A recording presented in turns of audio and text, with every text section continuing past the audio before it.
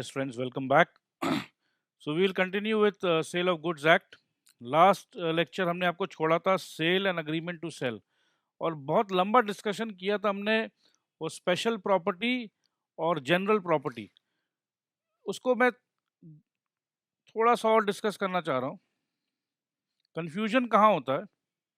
Confusion होता है ये वर्ड प्रॉपर्टी पे।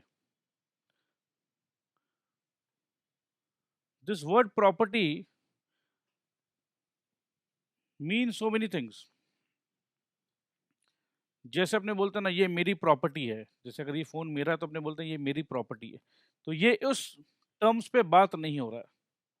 ठीक है, प्रॉपर्टी का मेन मतलब है ownership. So don't get confuse please.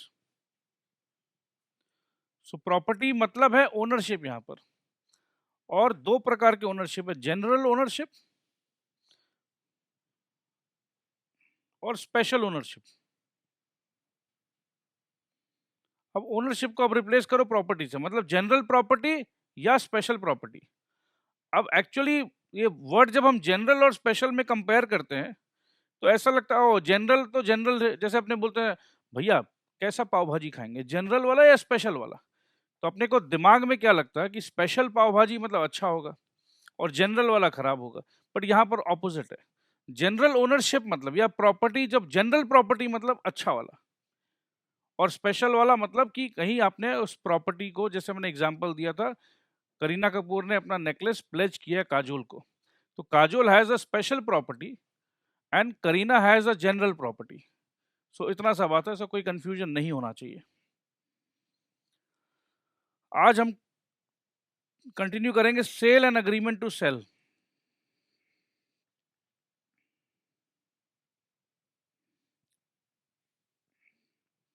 जब किसी भी प्रोडक्ट को इमीडिएट दे रहे हैं, ट्रांसफर हो जा रहा है, सेल हो जा रहा है।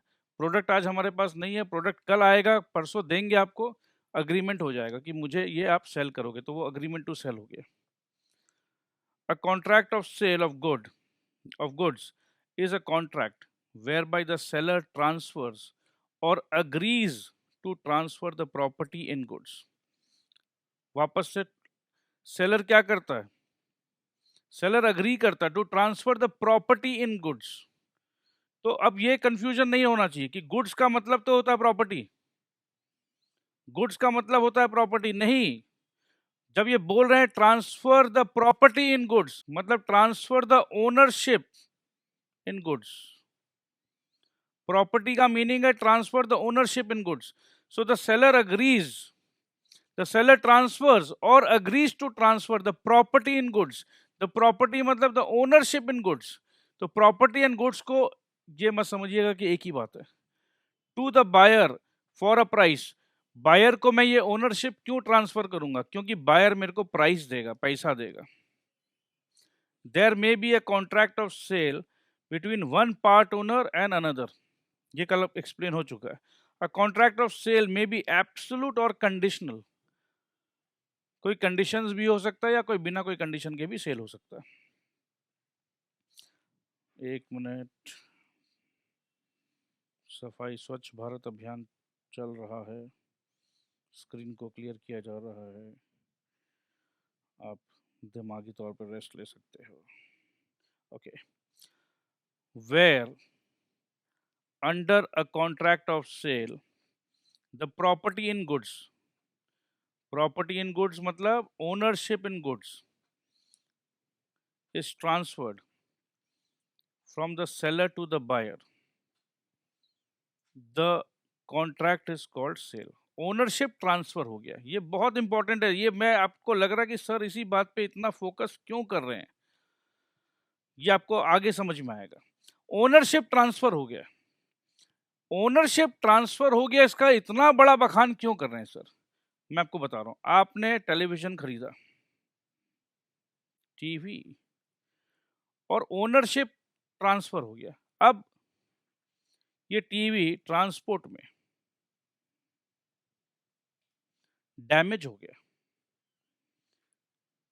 तो नुकसान किसका होगा? ये नुकसान किसके माथे पे? ओनर के माथे पे, क्योंकि आप ओन कर रहे हो, तो इसका नफा भी आपका, नुकसान भी आपका। तो ओनरशिप कब ट्रांसफर होती है, ये बहुत इंपॉर्टेंट है।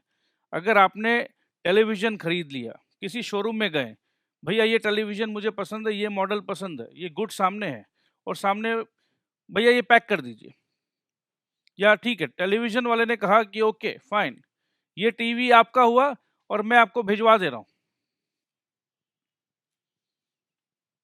टीवी आपका हो गया, मैं भिजवा दे रहा हूं। अब आपको लगेगा टीवी तो मैंने उस दुकान से खरीदा था, उसी का काम है भिजवाने का, ठीक है, वो आपको सर्विस दे रहा है भिजवाने का। बट अगर गुड्स डैमेज होता है, वो टीवी अगर टूट जा रहा है, तो लीगल पॉइंट ऑफ व्यू से you are the owner, risk owner का है।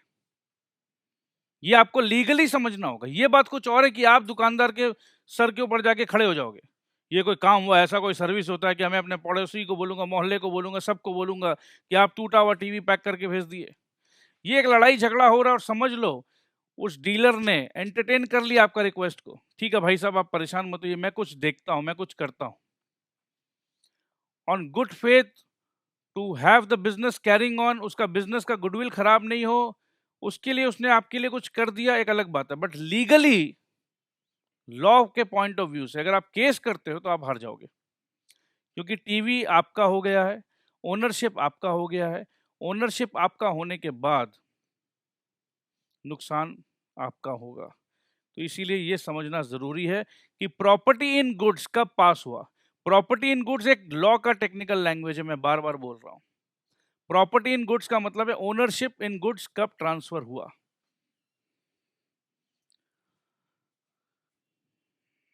दोस्त, सेल ऑफ गुड्स एक्ट में और कुछ है भी नहीं, यही समझना है कि ओनरशिप कब ट्रांसफर हुआ। But where the transfer of the property in goods, transfer of the property in goods मतलब यही कंफ्यूजन होता है। Transfer of the property in goods मतलब प्रॉपर्टी ट्रांसफर का बात कर रहे हैं, नहीं भैया, प्रॉपर्टी ट्रांसफर का बात नहीं कर रहे हैं, बात कर रहे हैं ओनरशिप ट्रांसफर का, ठीक है, तो कंफ्यूज नहीं होना है।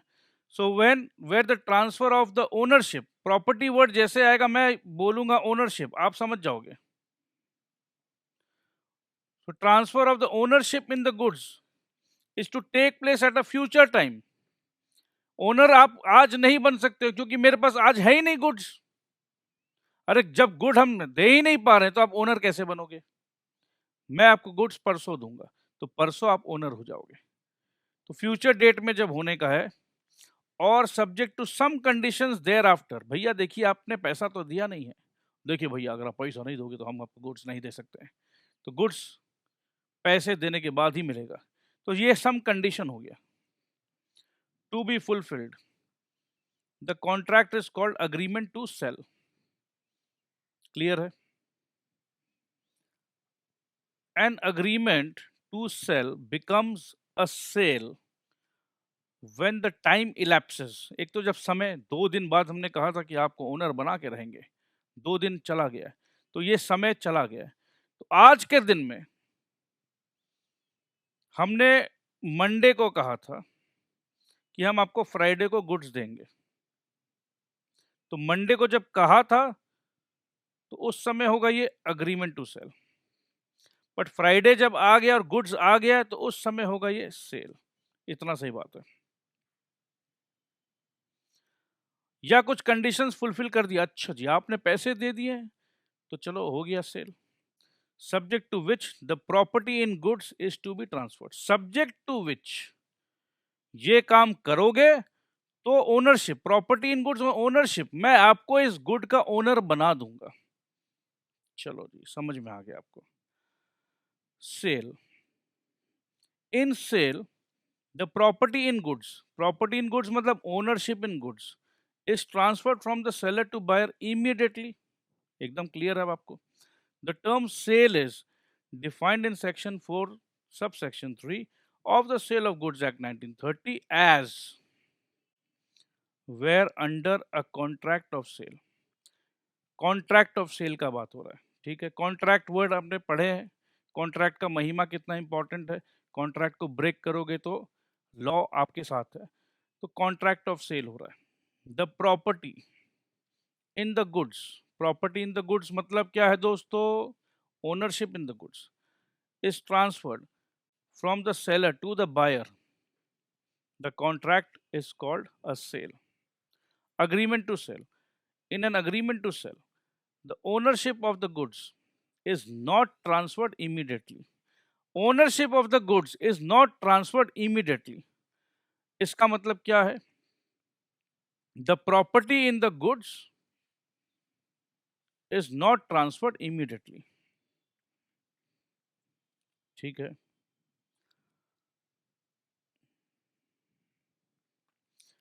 it is intending to transfer at a future date upon the completion of certain conditions thereon। कुछ कंडीशंस पेंडिंग है, ऐसा हो सकता है कि भाई मेरे पास गुड्स आया नहीं है, ट्रांसपोर्ट में मेरा गुड्स अटका हुआ है, वो ट्रांसपोर्टर जिस दिन मुझे दे देगा मैं आपको दे दूंगा। या देखिए आपका चेक अभी तक क्लियर नहीं हुआ है, आपने जो पैसे दिए हैं अभी तक हमारे बैंक में आया नहीं है। कई बार ऐसा होता है कि आपने चेक तो दे दिया, वो चेक क्लियर ही नहीं हुआ, तो हम आपको गुड्स दे के फंस सकते हैं। तो आपका चेक क्लियर होने के बाद ही हम आपको गुड्स देंगे, ऐसा हो सकता है।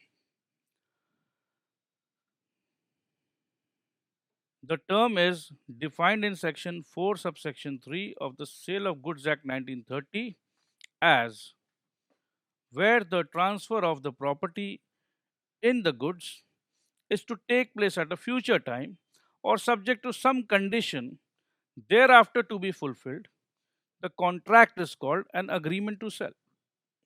Thus, whether a contract of sale of goods is an absolute sale, absolute sale मतलब क्या है कि अभी का अभी सेल हो गया, और कंडीशनल सेल मतलब क्या हुआ, अभी सेल नहीं हुआ है, ठीक है, ये कंडीशन पूरा करोगे तो सेल होगा। तो जनरली कंडीशनल सेल हो गया अग्रीमेंट टू सेल और एन अग्रीमेंट टू सेल। तो अग्रीमेंट टू सेल, अग्रीमेंट कर लिया है, कंडीशंस बाकी है, ये कंडीशन पूरा होते के साथ सेल हो जाएगा। Depends on the fact whether it contemplates immediate transfer, immediate transfer का मतलब हो गया sale from the seller to the buyer, और transfer is to take place at a future date. तो कुल मिला के इमीडिएट ट्रांसफर है तो सेल है, फ्यूचर डेट पे है तो अग्रीमेंट टू सेल है, और कुछ कंडीशंस बाकी रह जाती, कुछ भी नहीं था, इतना सा बात समझाना था। बट आप एक चीज देखिए, इतना सा बात को अगर मैं हिंदी में आपको बोल दूं आपको समझ में आ जाए, मार्क्स लेने के लिए आपको लॉ का लैंग्वेज का दरकार चाहिएगा, तो वो आपको समझ में आ गया कि कैसे लिखना है। क्वेश्चंस पूछते हैं स्टूडेंट्स कि सर प्लीज बताइए हमें आंसर्स कैसे लिखना है। ये जो लैंग्वेज जो है मेरे दोस्त, इसी लैंग्वेज को मैं आपको समझा रहा हूं। बोलते कि right in your own words, मैं आपको बोल रहा हूं इसी लैंग्वेज को आप अपना लीजिए, इस कॉम्प्लिकेटेड लैंग्वेज को अपना बना लीजिए। तो आप इस कॉम्प्लिकेटेड लैंग्वेज को अपना ले रहे हैं, तो यही लैंग्वेज जब आप लिख कर आओगे, आपका लैंग्वेज का क्वालिटी इतना हाई फाई हो जाएगा कि एग्जामिनर को लगेगा अरे बाबा ये कोई बहुत ही इंटेलिजेंट स्टूडेंट आंसर लिख रहा है।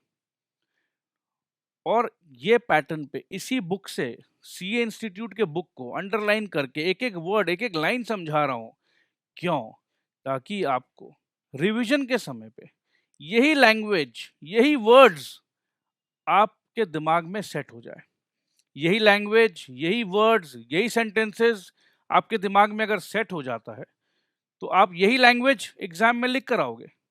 Right in your own words, own words, मैं तो कह रहा हूं इन वर्ड्स को, ये आईसीएआई के जितने भी वर्ड्स हैं आप इनको अपना लीजिए, ओन कर लीजिए, तो ये आपके ओन वर्ड्स हो जाएंगे मेरे दोस्त। और सोचो क्या क्वालिटी होगा, बेस्ट क्वालिटी तो बेस्ट मार्क्स। तो ये है पूरा पूरा आइडियोलॉजी, समझने की बात है। क्योंकि देखो कितना अच्छा लैंग्वेज होता है, some condition thereafter to be fulfilled, छोटा सा, some condition thereafter to be fulfilled, the contract is called an agreement to sell। precise to the point, अपने भाषा में लिखने जाओगे कुछ गलत लिख कर आ जाते हो, नंबर कट जाता है। ये एकदम प्रिसाइज है, टू द पॉइंट, और आपको कॉन्फिडेंस है कि आप इसका भाषा का मीनिंग समझ चुके हो। सो इसी पैटर्न पे अपने को प्रिपरेशन करना है लॉ का। लॉ क्योंकि लैंग्वेज के ऊपर बहुत ज्यादा डिपेंडेंट है मेरे दोस्त, इसीलिए लॉ का लैंग्वेज को समझना भी उतना ही ज्यादा जरूरी है। कभी कभी ऐसा होता है कि सर आप इतना ज्यादा टाइम लेकर पढ़ा रहे हो, बोर हो जा रहे हैं, समझ चुके हैं। भाई साहब बोर हो जाओ, सिर्फ समझ लेने से आप पास नहीं होगे। ये सीए का एग्जाम है मेरे दोस्त, चार्टर्ड अकाउंटेंसी का।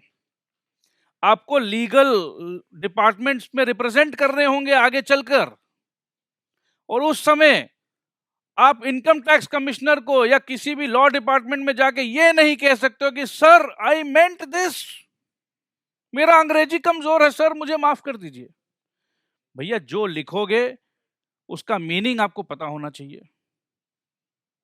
तो पूरा ध्यान दीजिए लॉ पे, पूरा ध्यान दीजिए। ये मत सोचिए कि स्लो जा रहे हैं हम लोग, डिटेल में जा रहे हैं। ये सोचिए कि आप चैंपियन बन रहे हो, और चैंपियन बनने में भैया टाइम लगता है, मेहनत लगता है।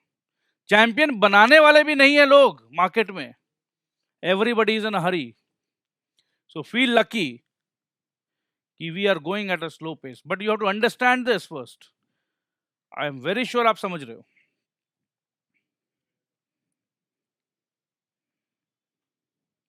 ओके, आगे कंटिन्यू करते हैं। When agreement to sell becomes sale, an agreement to sell becomes a sale कब होगा भैया? जब माल ट्रांसफर हो जाएगा। When the time elapses or the conditions are fulfilled, subject to which the property in goods is to be transferred. The following element must coexist so as to constitute a contract of sale of goods under the Sale of Goods Act 1930. There must be at least two parties, buyer and seller. The subject matter of the contract must necessarily be goods. Contract of sale में goods का बात ही नहीं हो रहा है, तो contract of sale of goods act कैसे होगा? कवरिंग ओनली मूवेबल प्रॉपर्टी, तो लैंड जो है वो गुड्स नहीं क्वालिफाई करता है। It may be either existing goods owned और पोजेस्ड बाय द सेलर और फ्यूचर गुड्स, तो गुड्स एग्जिस्टिंग, ओन्ड, फ्यूचर कुछ भी हो सकता है। और क्या क्या होना चाहिए, बहुत इंपॉर्टेंट है।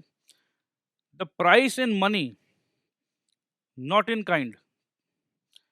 ये आप लोग जो कोना में बैठे हैं, आप लोग इतना हल्ला नहीं कर सकते क्लास में। The price in money, not in kind, should be paid or promised. तो चाहे तो पैसा दे दो इमीडिएटली, या प्रॉमिस कर रहे हैं कि देंगे, मतलब पैसा जो है फ्यूचर डेट में मिल सकता है। इससे आया कॉन्सेप्ट ऑफ क्रेडिट। कई बार ऐसा होता है कि गुड्स जो हम लोग खरीदते हैं क्रेडिट पे खरीदते हैं, कि गुड्स हमने खरीद ली और बोला कि भैया देखो 60 दिन के बाद पैसा देंगे, आफ्टर 60 डेज। तो 60 डेज के बाद हमने पैसा देने का वादा किया है, बट ओनर बन चुके हैं, प्रॉपर्टी इन गुड्स पास हो गया है, आई एम द ओनर और I have not paid but I have promised. तो कहने का मतलब है कि प्रॉमिस का बहुत बड़ा दाम है भाई। बिना पैसा दिए भी हम मालिक बन गए। ऐसा नहीं कि अच्छा तुमने पैसे तो दिए ही नहीं, अब तुम कैसा मालिक। कहने का मतलब ये कि वाइफ के लिए मैंने नेकलेस लाया, I bought a necklace for my wife, पैसे तो मैंने नहीं दिए। तो ऐसा थोड़ी ना कि मैंने पैसे नहीं दिए तो my wife is not the owner, right? इज्जत बोलकर भी तो कोई चीज होती है भाई। जबान दिया है ना हमने उसको, वादा किया है। तो ऐसा नहीं है कि देखिए अभी तक तो आपके पति ने पैसा नहीं दिया और आप ऐसे नेकलेस पहन के घूम रहे हैं महारानी की तरह। हाँ, अभी तक आप मालकिन नहीं बने, पैसा नहीं मिला है, ऐसा नहीं होता। तो कहने का मतलब है पैसा जो है वो उतना इंपॉर्टेंट नहीं है। अगर सेलर, अगर इसमें अगर क्या है, सेलर को भरोसा है ना, सेलर को भरोसा है। अगर एक राह चलता भिखारी एक ज्वेलरी शॉप में जा रहा है और बोल रहा है कि मेरी बीवी का हैप्पी वाला बर्थडे है तो प्लीज ये 10 लाख का नेकलेस मुझे दे दीजिए, और सेलर को भरोसा है उस भिखारी के ऊपर, तो आपका और मेरा क्या उसमें टांग अड़ाने का क्या मतलब बनता है? ये तो सेलर समझेगा। तो अगर किसी को मुझ पर भरोसा है और मैंने बिना पैसा दिए मैं अपनी वाइफ के लिए नेकलेस लिया है, तो इसमें आपको क्या प्रॉब्लम है? बात क्लियर है? सो पैसा जो है सेल ऑफ गुड्स में इमीडिएटली पेमेंट भी हो सकता है और पैसा मैं वादा कर सकता हूँ। मैंने वादा किया और उसने गुड्स दे दिया मेरे को, मैं ओनर बन गया। पैसा नहीं दिया हूं, फिर भी मैं ओनर बन गया हूं। But there is nothing to prevent the consideration from being partly in money and partly in kind. मतलब part money and part kind हो सकता है। मतलब 2 लाख रुपया कैश दूंगा मैं और मेरे बगान के 20 किलो मैंगोज भी दूंगा मैं आपको। तो ये कैश हो गया, ये काइंड हो गया। मगर सिर्फ मैंगो दूंगा, 200 किलो मैंगो दूंगा और आप मुझे ये मोबाइल फ़ोन दे दीजिए, तो ये सेल ऑफ गुड्स में कवर नहीं होगा। बट 50,000 रुपया दूंगा और 10 किलो मैंगो दूंगा, तो ये अलाउड है। A transfer of property in goods. A transfer of property in goods मतलब transfer of ownership in goods from the seller to the buyer must take place. हाँ, ये तो होना ही चाहिए। ओनरशिप ट्रांसफर नहीं होगा ऐसा थोड़ी ना होता। The contract of sale is made by an offer to buy और सेल गुड्स। हाँ, वही अपना कॉन्ट्रैक्ट में आ गए कि ऑफर है कि मैं बेचना चाहता हूँ, या बायर बोलता है मैं खरीदना चाहता हूँ। For a price by one party, consideration होना चाहिए ना, प्राइस देंगे। An acceptance of such offer by another, ये कॉन्ट्रैक्ट एक्ट का रिवीजन हो रहा है दोस्त। A contract of sale may be absolute और conditional. Contract of sale must be absolute और कंडीशनल। एब्सोल्यूट मतलब हो गया सेल और कंडीशनल मतलब हो गया agreement to sale. Agreement to sale, conditional का मतलब है अग्रीमेंट टू सेल। कंडीशंस पूरा होगा तो ये सेल में कन्वर्ट हो जाएगा। ये कंडीशन पूरा नहीं हुआ है तो चलो हमने अग्री किया, कॉन्ट्रैक्ट है, हमने अग्री किया। All other essential elements of a valid contract must be present in the contract of sale. Example, competency of parties, legality of object and considerations etcetera. ये कॉन्ट्रैक्ट एक्ट के जितने essential elements है ये सब आपको लिख कर आना। अब जैसे यहाँ पर बुक में से 3 ऑब्जेक्ट्स लिखे हुए हैं, बट आप चाहे तो और भी लिख के आ सकते हो। सो दोस्त कैसा चल रहा है ये बताओ? समझ में आ रहा है? मज़ा आ रहा है? मज़ा नहीं भी आ रहा है तो मज़ा के लिए नहीं पढ़ रहे हो आप। पढ़ाई अच्छा से करो, अच्छा नंबर लाओ, तब जिंदगी में जब अच्छा पैसा कमाओगे तो 100% मज़ा आएगा। बट मैं ऐसा भी नहीं पढ़ा रहा हूँ कि आपको लगे कि सज़ा है। चीज़ों को समझो, अपने आप सब कुछ अच्छा लगेगा। तो अब बात करना है distinction between sale and an agreement to sale. तो बिना इसको पढ़े, इसको बाद में पढ़ते हैं। अगर अपने ये सोचें, कि चलो बुक से नहीं पढ़ना है, अपना दिमाग लगाना है कि सेल और अग्रीमेंट टू सेल में क्या फ़र्क है, तो ये एकदम तुरंत दिमाग में स्ट्राइक करने वाला बात ये है कि सेल मतलब अभी के अभी, तुरंत के तुरंत मैं गया, बर्थडे गिफ्ट देना है, दोस्त का बर्थडे है 8 बजे, 7 बजे दुकान में गया, ए भाई ये परफ्यूम दे, 5,000 का परफ्यूम नहीं भाई, 20% डिस्काउंट दे। चलो दरमुलाई करके हमने 4,000 रुपया में वो परफ्यूम ओवर द काउंटर खरीद लिया। तो ये हो गया सेल। और बर्थडे 2 दिन बाद है और मैं आज गया हूँ और वो बोल रहा कि ये मॉडल का परफ्यूम मैं कल सवेरे आपको मंगा के दे दूंगा। तो ये हो गया अग्रीमेंट टू सेल। तो चलो आओ समझते हैं। मगर ये इतना सा कॉन्सेप्ट को बुक में कैसे और बारीकी से स्टडी किया गया, क्या क्या पॉइंट पे स्टडी किया गया देखो। Transfer of property, transfer of property पे अगर हम बात करें तो ट्रांसफर ऑफ ओनरशिप, ये चीज अगर आप नहीं समझोगे तो हमेशा कंफ्यूज होगे। आमतौर पे बच्चा ये समझेगा कि ट्रांसफर ऑफ प्रॉपर्टी मतलब ये जो परफ्यूम है वो प्रॉपर्टी है, मैं खरीद रहा हूँ तो ये परफ्यूम मुझे मिल गया, अब ये मेरा प्रॉपर्टी बन गया, ठीक है। ट्रांसफर ऑफ प्रॉपर्टी मतलब transfer of ownership. The property in the goods passes to the buyer immediately, sale हुआ, अब आप इमीडिएट आप ओनर बन गए हो, आपने रसीद कटवा लिया। सिक्योरिटी गार्ड को जब आप देखते हो ना शॉपर स्टॉप में, आप सिक्योरिटी गार्ड को दिखाते हो, ये देख bill, you are a proud owner, you know, now it's belongs to you. जैसे स्लिप कटवा लिया आपने और सिक्योरिटी गार्ड चेक कर रहा था, और उसके चेकिंग के चक्कर में आप थोड़ा सा फोन आ गया गर्लफ्रेंड का, और वो परफ्यूम का बॉटल हाथ से गिर गया, परफ्यूम का बॉटल टूट गया, बिल हो चुका है, ओनरशिप ट्रांसफर हो चुका है, नुकसान दुकान वाले का नहीं होगा। बट उस समय जब ओनरशिप ट्रांसफर नहीं हुआ है, आप परफ्यूम का बॉटल देख रहे थे, अच्छा ये वाला, ओके ओके, और देखते देखते आपके हाथ से वो गिर जाता है, तो लीगली आप अभी तक ओनर नहीं थे। ये रिस्क जो है, जो इंसान अपना माल बेच रहा है, ये रिस्क सेलर का था। Seller should have taken precaution कि भैया ये मेरा 50,000 का परफ्यूम है, मैं सही तरीका से एकदम पूरा प्रिकॉशन लेके दिखाऊं, कल को गिर गया तो बायर थोड़ी ना बोलेगा कि अच्छा 50,000 का परफ्यूम था, मुझे क्या मालूम ये 50,000 का है, मैं तो बस आया था भैया परफ्यूम है, भाई मेरा तो बजट ही 500 रुपया का था, आपने 50,000 का परफ्यूम दिखाया और घेर दिया या गिर गया, भैया मैं कहाँ से दूंगा 50,000। मगर आपने 50,000 का परफ्यूम खरीद लिया है, अब वो सिक्योरिटी से हिला या कुछ भी हुआ, एक्सीडेंट तो हो ही सकता ना, you are the owner and you met with an accident. So ये कहानी है, समझिएगा बात को। तो सेल में आपको समझ में आ चुका कि ओनर आप तुरंत बन जाते हो। Agreement to sell, property in the goods passes to the buyer, मतलब ownership in the goods passes to the buyer on a future date और on fulfilment of some condition.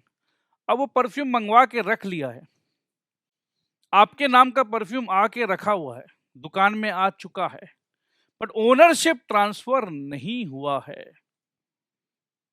नाम आपका है, पैसा आपने एडवांस दे रखा है, आप ही का नाम का लेबल लगा हुआ है, बिल विल भी बन गया है कि आप जाओगे तो वो बस ट्रांसफर कर देगा आपको, बट अभी तक क्या है, फ्यूचर डेट का है, आप गए नहीं हो, ट्रांसफर हुआ नहीं है, तो to be transferred at a later date और फुलफिलमेंट ऑफ सम कंडीशन। तो ये भी एक कंडीशन हो सकता है कि आप जब आओगे, जब मैं लेने आऊंगा तो मुझे दे देना, 2 दिन बाद आप फोन करोगे, कंडीशन है ये, मैं एडवांस दे दिया हूं, अब आप फोन करोगे तो मैं आऊंगा लेने, आपने फोन नहीं किया, मैं आया नहीं, राइट। तो ये आपके दुकान पे रखा रखा आपके स्टाफ से गिर गया, तो ओनरशिप ट्रांसफर नहीं हुआ है, तो you can not come and से कि भाई साहब ये 50,000 का परफ्यूम जो आपने ऑर्डर दिया था हम मंगवा लिए थे और हमारा स्वीपर आज उसको गिरा दिया, अब आपको देना पड़ेगा ये नुकसान। क्या क्या ये टेक्निकली लॉजिकली आपको लगता है ऐसे तो हर स्टोर वाला गिराते रहेगा? नहीं भी गिराएगा तो भी अपना पैसा लग जाएगा लीगली, तो ऐसा नहीं है मेरे दोस्त। सो सेकंड पॉइंट है नेचर ऑफ कॉन्ट्रैक्ट, ये रिवीजन है कॉन्ट्रैक्ट का, याद करो हमने पढ़ा था, it is an executed contract, contract for which consideration has been paid, दोनों लोगों ने एक दूसरे को कंसिडरेशन दे दिया है, उसने पैसे दे दिए, उसने गुड्स दे दिया, तो ये हो गया एग्जीक्यूटेड कॉन्ट्रैक्ट। अब देखो ये पॉइंट को कैसे जमा के लिखा गया, और ये है executory contract, contract for which consideration is to be paid at a future date. तो ये क्लियर हो गया। रेमेडीज फॉर ब्रीच, अब अगर किसी ने कॉन्ट्रैक्ट को तोड़ा तो कौन मारेगा किस पर हथौड़ा? The seller can sue the buyer for the price of the goods. याद करो मैंने कुछ देर पहले बताया था आपको कि बिना पैसा दिए भी गुड्स का ओनरशिप ट्रांसफर कर दिया जाता है। अब समझ लो कि मुझ पर भरोसा करके किसी ज्वेलर ने 10 लाख रुपए का नेकलेस मुझे दे दिया, उसे लगता है कि BACA का प्रोपराइटर है, बड़ा आदमी है, तो यार पैसे तो आ ही जाएंगे, बट मेरे मन में चोर था, मैं धोखेबाज हूं, मैं नहीं चाहता हूं कि तुम्हें पैसे दूं।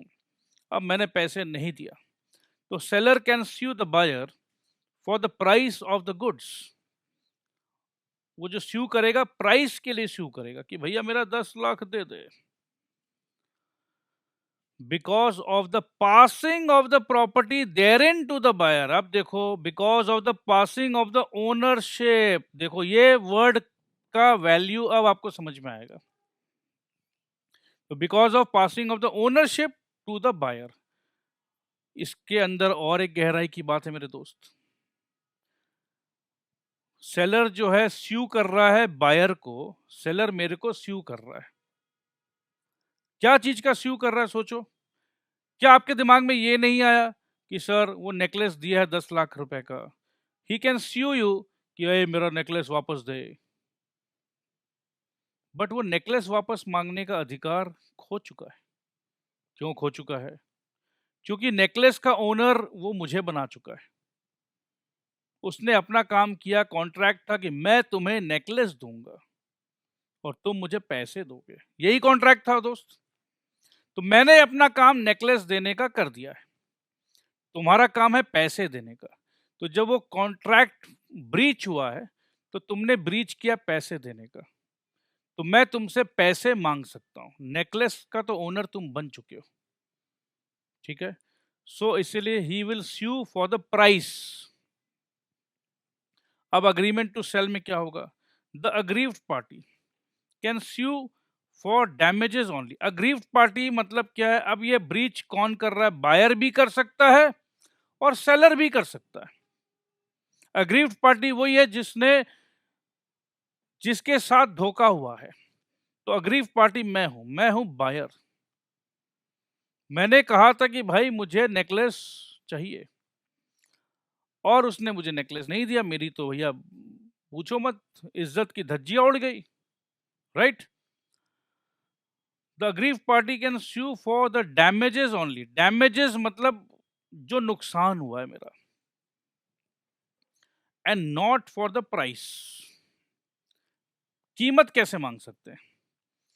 Unless the price was payable at a stated date. तो अगर प्राइस देने का बात था, अग्रीमेंट टू सेल था, आप समझ लो, अब प्राइस देने का बात था, तो इसका मतलब है कि बायर ही प्राइस देगा, सेलर तो देगा नहीं। अब कॉन्टेक्स्ट ये है कि सेलर को प्राइस मिलना था, कॉन्ट्रैक्ट था कि भैया तुम प्राइस दोगे, उसके बाद ही मैं ऑर्डर करूंगा। तुमने प्राइस दिया नहीं, तुमने सिर्फ 20% प्राइस दिया, और तुमने कहा था कि 10 लाख का ज्वेलरी है, 2 लाख रुपया तुमने एडवांस दे दिया, और मैंने कहा था कि तुम्हें 8 लाख रुपया और देना है, उसके बाद ही मैं तुम्हें ज्वेलरी दूंगा। तो 2 लाख देने के बाद 8 लाख जो मुझे देना था मैंने नहीं दिया। अब मैं उस ज्वेलरी को मंगवा के फंस गया, क्योंकि अब तुम कह रहे हो कि भैया क्या करें, मेरी बीवी तो मर गई है, हा हा हा, अरे मेरी बीवी तो मर गई है, हा हा हा। वो खुशी के मारे वो खुश हो रहा है कि बीवी मर गई है, अब 8 लाख रुपया नहीं देना पड़ेगा। तो अब ज्वेलर बोल रहा है कि भैया तुम तो बड़े खुश हो, तुम्हारा तो फायदा हो गया, बट मेरा तो नुकसान हो गया। तो नुकसान जो मेरा हुआ है, कम से कम वो नुकसान तो दे दो। तो नुकसान मांग सकता है, प्राइस नहीं मांग सकता। बट प्राइस तब मांग सकता कि भाई तुम्हें 8 लाख देने का बात था, तो दे क्यों नहीं रहे हो, जल्दी से दो ताकि मैं तुम्हें ज्वेलरी दे पाऊं। तो ये बहुत लॉजिकल है, रियल वर्ल्ड का एग्जाम्पल है दोस्त। कोई भी कीमत पे लॉ जो है रियल वर्ल्ड के बाहर नहीं हो सकता, क्योंकि लॉ बनता ही है रियल वर्ल्ड के लोगों के लिए। आइए अब बात करते हैं liability of parties. Liability of parties, a subsequent loss और destruction of the goods is the liability of the buyer. ये मैंने आपको बताया था ना कि परफ्यूम हमने खरीदा, परफ्यूम गिर गया, सब्सीक्वेंट लॉस मतलब अब गुड्स पास हो चुका है, उसके बाद जो भी नुकसान हुआ वो लायबिलिटी मेरा है, बायर का। और अग्रीमेंट टू सेल में क्या, सच लॉस और destruction is a liability of the seller. अभी तक तो बिक्री हुआ नहीं है, ट्रांसफर हुआ नहीं है, अब कुछ भी लायबिलिटी है तो आपका है। अब बर्डन ऑफ रिस्क, रिस्क का जिम्मेदारी किसके सर पे? रिस्क ऑफ लॉस, लॉस हुआ नहीं है मगर अगर लॉस हो जाए तो बर्डन ऑफ रिस्क कि ये गुड अब मैंने ले लिया है तुमसे, ये कांच का सामान है या ये परफ्यूम है, अब इसका रिस्क मेरे ऊपर है, is that of the buyer. Since अब इसका लॉजिक क्या है? लॉजिक ये है, रिस्क फॉलोज ओनरशिप। ओनर बन गए हैं हम, तो ओनर बनने का रिवॉर्ड भी मेरा और रिस्क पड़ोसी का। नहीं भाई, ऐसा नहीं होता, रिवॉर्ड भी मेरा, रिस्क भी मेरा। और रिस्क यहां पर क्या है? Risk of loss is that of the seller, क्योंकि अभी तक ओनरशिप ट्रांसफर नहीं हुआ है। तो लॉजिक्स को समझिए, ओनरशिप ट्रांसफर हुआ तो रिस्क भी आपका। अगर इसको मैं थोड़ा सा मजाकिया टोन पे बताऊं, अब देखो जब मैंने शादी की थी तो समझ लो मेरी वाइफ का आंख एकदम परफेक्ट था। अब आज 10 साल के बाद उसकी आंखों में पावर आ गया है। अब लेजर ऑपरेशन कराने का 1.5 लाख रुपया खर्चा है। अब मैं ससुर जी के पास जा रहा हूं कि देखो भाई ससुर जी, मैन्युफैक्चरर तो आप हो, तो अगर प्रोडक्ट ठीक नहीं है, देखो मजाक में बोल रहा हूँ, मेरी वाइफ को कंप्लेन मत करना आप लोग, तो अब भैया प्रोडक्ट ठीक नहीं है तो उसका आप ही को तो देना चाहिए 1.5 लाख रुपया। तो ससुर जी बोलेंगे कि देखो भैया मैंने तो कन्यादान कर दिया है, ओनरशिप अब आपकी हो गई है, अब देखो रिस्क आपका है, पैसा आपके लगने हैं, दामाद जी आप जो भी ऑपरेशन का खर्चा है आप ही को बेयर करना है। तो this is what it is. मगर इसी बात पे ये सोचो, शादी हुई नहीं है, सिर्फ सगाई हुई है, मंगनी हुई है, और ससुर जी ने बताया नहीं मुझे कि आंखों में पावर है, और बाद में मुझे पता चला, शादी से पहले ही, शादी हुआ नहीं है, तो उस समय मैं कहता हूँ नहीं नहीं देखिए इनका तो आंख का ऑपरेशन कराना पड़ेगा। तो अभी तो शादी में 2 महीने हैं, आंख का ऑपरेशन करा दीजिए ना ससुर जी प्लीज। तो ससुर जी को मालूम है कि दामाद जी जो बोल रहे हैं आंख का ऑपरेशन अभी करा दीजिए, क्योंकि ससुर जी समझदार है कि शादी के बाद अगर ऑपरेशन कराना पड़ेगा तो पैसा मेरा लगेगा। तो मैं भी तो समझदार हूँ, मैं भी तो कह दिया ससुर जी से कि देखिए ससुर जी, अभी तो देखिए आप भी फ्री है, वो भी फ्री है, शादी के बाद पता है आपको घर के बहुत सारे काम होते हैं, इन्वॉल्वमेंट होता है, तो क्यों नहीं आप इनका सर्जरी करा देते हैं अभी, या क्यों नहीं कि हम, मैं ये नहीं बोलूँगा आप करा दीजिए, मैं बोलूँ क्यों नहीं इनका सर्जरी प्लान कर देते हैं हम लोग अभी। अब प्लानिंग तो सारा मैंने कर दिया, बट जब पैसे देने की बात आई ससुर जी ने ही पैसे दिए। बात समझ में आ रहा है आपको? Risk of loss is that of the seller. चलिए नेक्स्ट पॉइंट का डिस्कशन है, नेचर ऑफ राइट्स। कानून जो है अपने को 2 तरीका का राइट्स देता है। कानून, नेचर ऑफ राइट्स, अरे ये क्या हो रहा है, ओके। नेचर ऑफ राइट्स, एक होता है क्रिएट्स जस्ट इन रेम, और एक राइट होता है creates jus in personam. Jus in rem मतलब राइट ऑफ द गुड्स, ठीक है। अब मैं बायर हूं, मैंने ये गुड्स खरीद लिए, तो ये अधिकार मेरे पास है, तो इस अधिकार को कहते हैं जस्ट इन रेम, ठीक है। इस गुड्स का अधिकार मेरे पास है, कोई और मेरे पास आके डिमांड नहीं कर सकता, क्योंकि मैं एक लेजिटिमेट ओनर हूं इस गुड्स का। और जस्ट इन पर्सोनम का राइट का मतलब यह है कि देखो अग्रीमेंट किया और वो पैसे नहीं दे रहा है, तो भैया उस पर्सन को पकड़ो, उस व्यक्ति को पकड़ो, तो उस व्यक्ति के अगेंस्ट में मेरा राइट है कि उससे मुझे पैसे लेने हैं। तो पर्सोनम मतलब right against a particular person under the contract. तो इस contract between Amitabh Bachchan and Shahrukh Khan, तो ये नहीं कि अमिताभ बच्चन दिलीप कुमार के अगेंस्ट में राइट आ गया, इन पर्सोनम नहीं, तो अमिताभ एंड शाहरुख के बीच में कॉन्ट्रैक्ट है, तो right against Shahrukh Khan in personam. Right of resale, the seller cannot resell the goods, the seller may sell the goods since ownership is with the seller. The seller cannot resell the goods.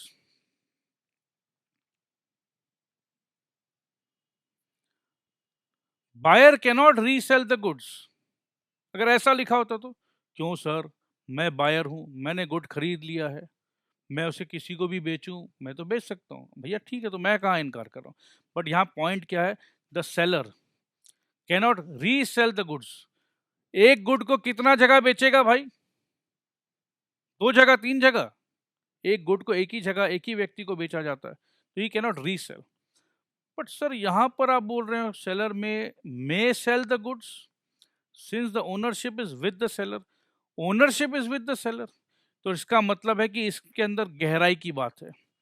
Ownership is with the seller, एक good का ownership जब मैंने किसी और को दे दिया है, हाउ कैन आई सेल, मतलब you cannot sell something which you don't possess, you cannot give a title better than what you have. तो एक मैक्सिम भी है, ये बाद में बताएंगे आपको, लैटिन मैक्सिम है, उस मैक्सिम को छोड़ो, बट आपको ये समझना होगा जब मैं ओनर हूं ही नहीं तो मैं उसे बेचूंगा कैसे टेक्निकली। ठीक है, मैंने गुड्स बेच दिया शाहरुख खान को, तो अब भाई ओनर तो शाहरुख खान हो गया, तो how can I sell the goods again, how can I resell it.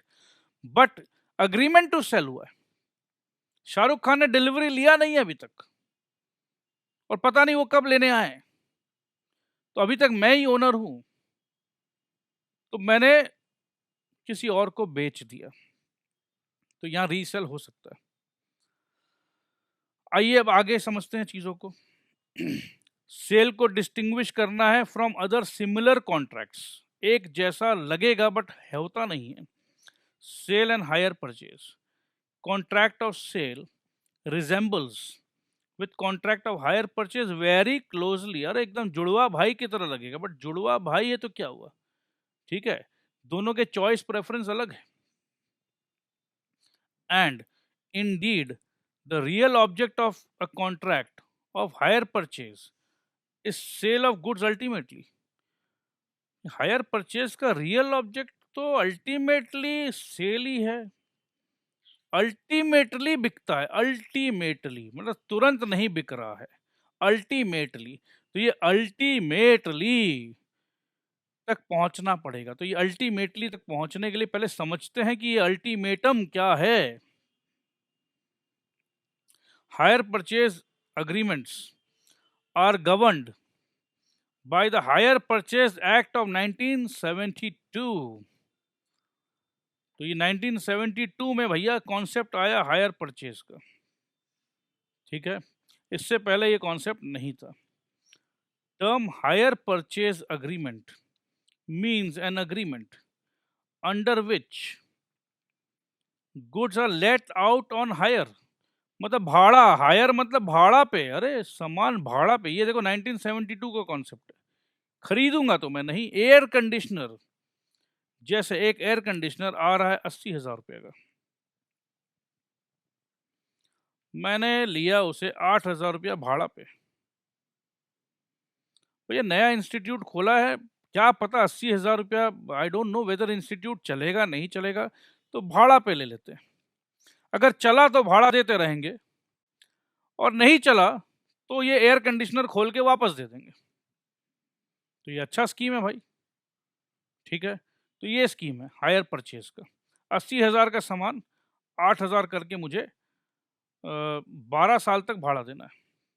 अब आप बोलो रे सर 12 साल तक क्यों देना है, 18 × 12 तो 96,000 होता है, खरीद लेते 80,000 में। अरे भैया खरीदेंगे तो 80,000 लगेगा, भाड़ा पे 8,000 करके दे रहे हैं, टाइम मिल रहा है, 12 साल का टाइम मिल रहा है, ठीक है यार 16,000 ही तो ज़्यादा देना है, तो I am comfortable. If I am comfortable the seller is comfortable, तो भाई तेरे को क्या प्रॉब्लम है, समझ में नहीं आ रहा मेरे को। नहीं सर 96 तो ज़्यादा, अरे भैया ठीक है 96 ज़्यादा है कम है वो बायर एंड सेलर तय करेंगे, सो आप अपना दिमाग मत लगाइए, कॉन्सेप्ट को समझ चुके हो, ओके। तो ये है फंडा हायर परचेज का। हायर परचेज को और अच्छा से समझना, चलिए समझते हैं। Under which the hirer has an option to purchase them in accordance with the terms of the agreement. मैं बोलता हूँ ठीक है देखिए भाई साहब ऐसा 8,000 करके दे रहे हैं, और अगर चौथा साल में मैं खरीदना चाहूँ तो, अच्छा चौथा साल में खरीदना चाहते हो तो चौथा साल के लिए आपको टोटल 85,000 पड़ेगा, तो जितना आपने 8,000 करके दिया है वो इंस्टॉलमेंट समझ लेंगे और बाकी बैलेंस पे करके आप ओनर बन जाइएगा, और वरना तब तक आपको भाड़ा ही समझेंगे। तो इसका मतलब क्या हो रहा है दोस्त, ओनरशिप ट्रांसफर नहीं किया हमने। समझने का एक ही बात है, हायर परचेज में ओनर कौन है? ओनर अभी भी मैं हूं। मैंने ये तुम्हें एसी दिया है, तुम उसके ओनर नहीं हो। ओके, ओनर मैं हूं। तो प्रॉपर्टी, अब लॉ के लैंग्वेज में क्या बोलेंगे हम? लॉ के लैंग्वेज में हम बोलेंगे property in the goods, property in the goods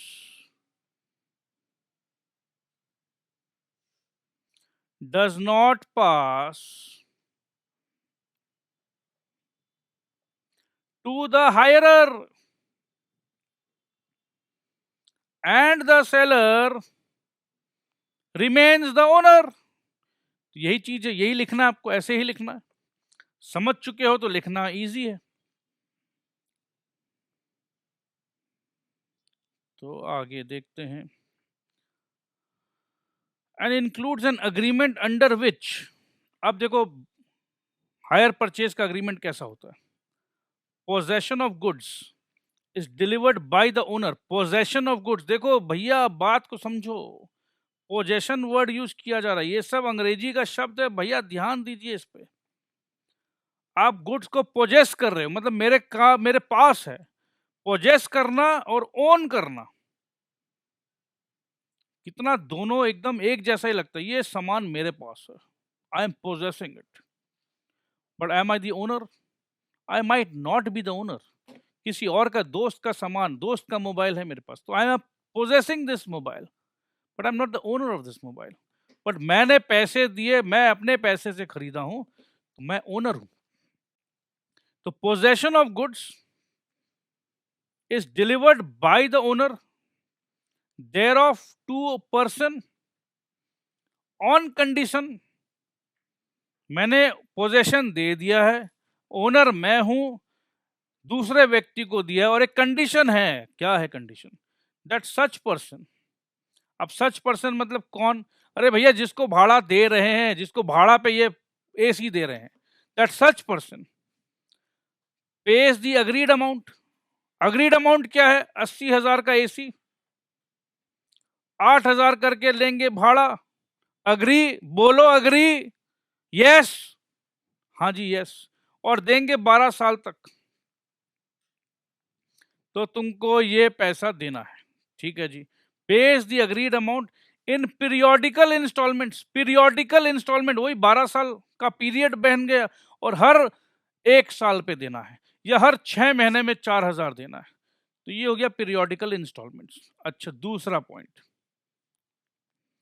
the property in goods.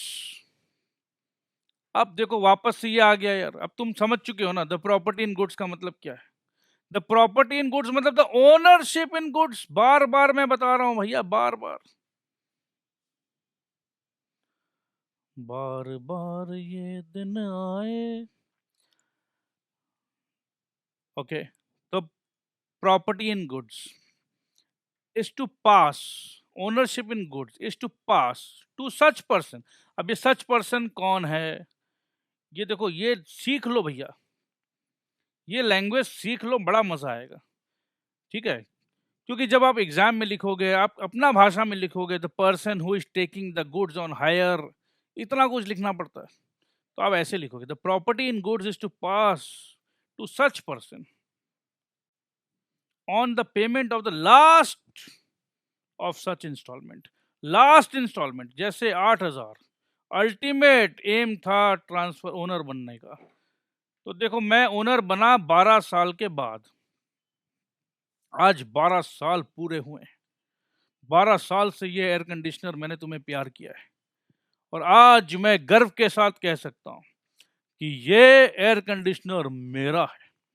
तो 12 साल का जब मैंने लास्ट इंस्टॉलमेंट दिया, तब मैं बोलूंगा you know this air conditioner belongs to me. Okay, और एक पॉइंट है मेरे दोस्त, सच पर्सन। अब ये सच पर्सन कौन है? वही जिसने एयर कंडीशनर भाड़ा पे लिया, has the right to terminate the agreement. अरे हाँ हाँ, अरे तो शुरू में बोले थे ना कि अगर कोचिंग इंस्टीट्यूट नहीं चला 2 साल के बाद या जब भी मन किया तो वापस दे देंगे एयर कंडीशनर को। At any time before the property so passes, before the property so passes मतलब before the ownership so passes. तो ओनरशिप मिलेगा 12 साल के बाद। ओनरशिप के मिलने से पहले अपने को लगा कि ये नहीं लेने का, क्योंकि बाजार में नया ब्रांड आया भाई, बड़ा अच्छा है, कुछ भी वजह हो सकता है। तो ये अधिकार हायर परचेज में है मेरे पास, और उस अधिकार के लिए ही तो मैंने ज्यादा पैसा दिया है। चलिए, नंदलेस, अब बोलते हैं इतना कुछ समझाने के बाद भी कोई बात नहीं, sale has to be distinguish from the hire purchase as their legal incidents are quite different. कानूनी तरीके से बहुत अलग है, हालांकि दोनों का मेन मकसद वही है कि अल्टीमेटली ये गुड्स सेल हो जाए, बट अपने को समझना होगा। तो क्या आप रेडी है समझने के लिए? अब ये तुरंत समझ में आ जाएगा आपको। Time of passing of property, time, किस समय ये ओनरशिप ट्रांसफर होता है। बताओ बच्चे, सेल में क्या होता है? सेल मतलब immediate transfer of the ownership sir. Higher purchase में क्या होता है सर? जब वो लास्ट पैसा देगा, लास्ट इंस्टॉलमेंट देगा, तब होगा। वही चीज है। Position of the party, the position of the buyer is that of the owner of the goods. मैं ओनर हूं, और हायर परचेज में ओनर तो नहीं बोल सकता है वो अपने आप को, वो हायरर कहलाएगा कि मैं भाड़ा दे रहा हूं, मैं भारती हूं। That of the bailee till he pays the last instalment. Bailee बोल सकता है अपने आप को, हायरर बोल सकता है, मगर ओनर नहीं बोल सकता है। टर्मिनेशन ऑफ कॉन्ट्रैक्ट, अब बायर कैसे कॉन्ट्रैक्ट टर्मिनेट करेगा? The buyer can not terminate, उसको पैसा देना है। गुड्स नेकलेस में घर पे ले आया हूं, अब बोलता हूं नहीं नहीं ये नेकलेस ले ले वापस। अरे ऐसे कैसे ले ले भैया वापस, राइट? तो पैसे चाहिए, नेकलेस तो मैंने तुम्हें दे दिया है, नेकलेस वापस नहीं लूंगा, पैसे लूंगा। तो ये कहाँ हो रहा है ये बात? ये सेल और परचेज में हो रहा है। हायर परचेज में अरे बड़ा मस्ती से, अरे भैया सुनो, ये रखो तो अपना एसी, नहीं चाहिए तुम्हारा एसी, और वो कुछ पूछेगा भी नहीं, पूछने का अधिकार भी नहीं है, क्योंकि ये पहले ही अग्रीमेंट हो गया कि मैं जब चाहूं मैं तुम्हारा एसी माइंडेड, हाँ माइंडेड, क्योंकि अभी तक मैं ओनर नहीं बना, ये तुम्हारा एसी अपने पास रखो। क्यों रखो? क्योंकि मुझे बाजार में नया एसी मिल रहा है, और तुम जो 8,000 रुपये का इंस्टॉलमेंट बांधे वो 7.5 में दे रहा है, नया ब्रांड न्यू दे रहा है। तो 2 साल मैंने हायर परचेज में एसी को यूज किया, नया एसी था उस समय, अब नया एसी दूसरा कंपनी का वापस से हायर परचेज में ले रहा हूं। I am a smart fellow, I am smart, so what is your problem? तुम भी बन जाओ ना स्मार्ट। तो तुम अब सेल परचेज मत करना, तुम हायर परचेज करना। कौन तुम्हें रोक रहा है? अरे भैया हम तो आपको समझा रहे हैं कि आप ऐसा कर सकते हो, तो कर लीजिएगा। अब यहाँ क्या हो रहा है? द हायरर में इफ ही सो लाइक्स, अगर हायरर को लगा, terminate the contract by returning the goods to the owner without any liability, कोई झंझट नहीं, कोई झमेला नहीं, कोई लायबिलिटी नहीं, to pay the remaining instalment. बाकी का इंस्टॉलमेंट का क्या हुआ? ए शाने, बाकी का इंस्टॉलमेंट बोले तो तेरा एसी तेरे को दिया, अपने अभी तक 2 साल का इंस्टॉलमेंट भरा, अब चल हवा आने दे। So this is what it is. Burden of risk, ये बड़ा अच्छा चीज है यार। Burden of risk of insolvency of the buyer, ये बड़ा कमाल है। अब यार इंसॉल्वेंसी मतलब मैंने कोर्ट में अर्जी डाली कि देखो कोर्ट COURT का बात नहीं कर रहा हूँ, कोर्ट साहब, जज साहब, वकील साहब, जितने भी साहब है भैया, मेरे पास तो पैसे हैं नहीं देने को, मुझे दिवालिया घोषित कर दिया जाए। तो अगर कोई इंसान दिवालिया हो जाए, अब कोर्ट ने भी कह दिया कि नहीं नहीं इस बच्चे को मत छेड़ो, ये बच्चा के पास देने का कुछ नहीं है।